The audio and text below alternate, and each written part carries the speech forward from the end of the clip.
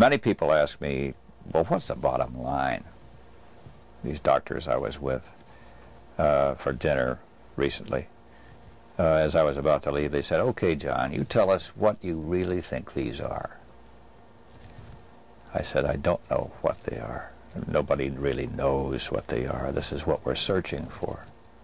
But something's happening that needs the scrutiny, the careful attention, and the scientific backgrounds of many people from many disciplines to examine adequately.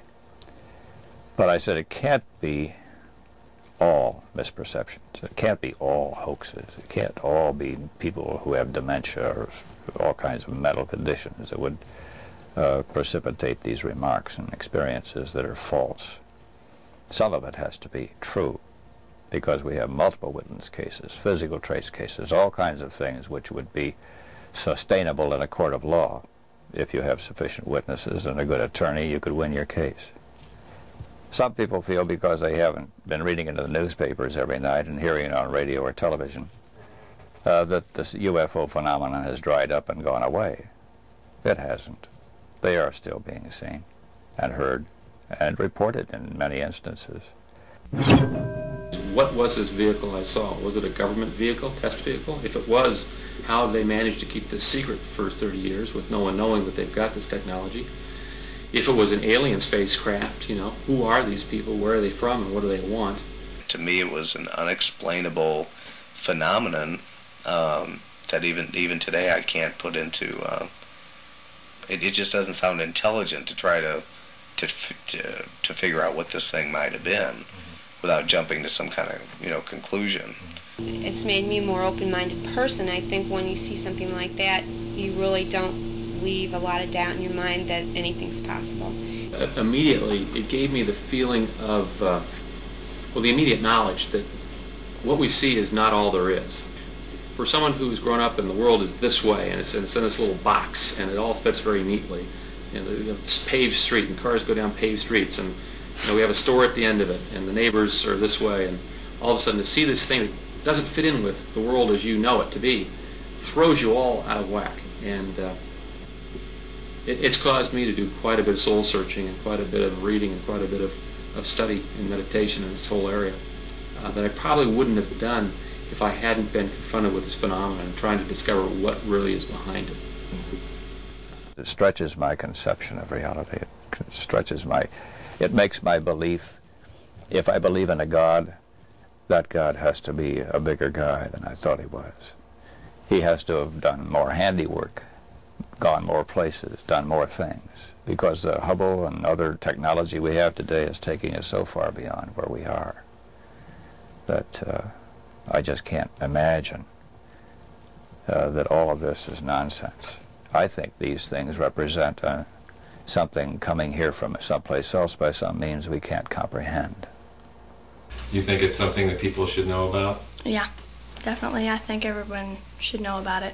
Why do you think that? To beware, I guess. I mean, it can happen anytime. They could be anywhere. Yeah.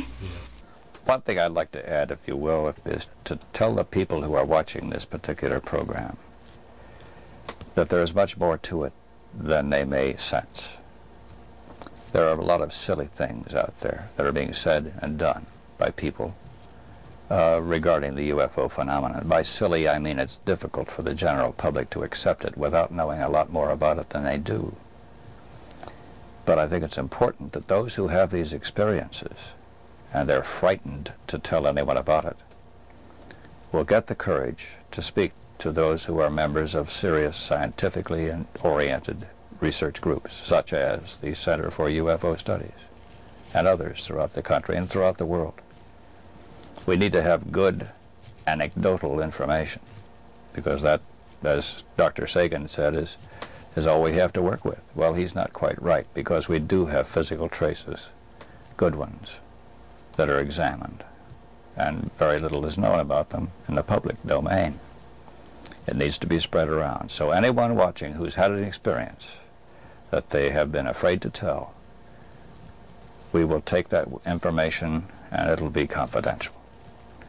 But we need to know the particulars of that event and compare them with other events by other people which were similar in many ways. You'd be surprised how many people are out there that have seen them, have seen UFOs, but somebody like me, and I've shied away from talking publicly to somebody or this or that, but if I say this or that and then somebody else hears me, then there might be 100 other people out there that never did, you know. They say, whoa, well, heck, I might as well speak up too, you know. So that's the way it really should be. More people should really speak up and speak their piece if they did see one, and not keep it to themselves, because I don't think you should keep stuff like that to yourself, really. And with that final remark, the question comes to mind: just how many other people are there who have witnessed these visions in the sky but have never talked about it? There were others that I attempted to interview, but they declined. One woman specifically, who with several other people witnessed 6 saucer-shaped objects flying in total silence in a V formation over her hometown. The year was 1947, and today, over 50 years later, she refuses to speak of her experience. And why? Because of the criticism and ridicule she received over 50 years ago from people who refused to open their minds to the possibility that she was speaking the truth. I'd like to thank the people who shared their experience in this documentary. It's due to their courage in speaking openly that we, the public, are able to expand our awareness and contemplate those areas in which we have not traveled. The UFO question is a mystery which challenges and threatens our systems of belief and our laws of science. It's an issue of controversy and denial, which lacks the hard evidence that science requires for recognition. But that hard evidence may never come, at least not until the intelligence behind the UFO decides to openly reveal itself.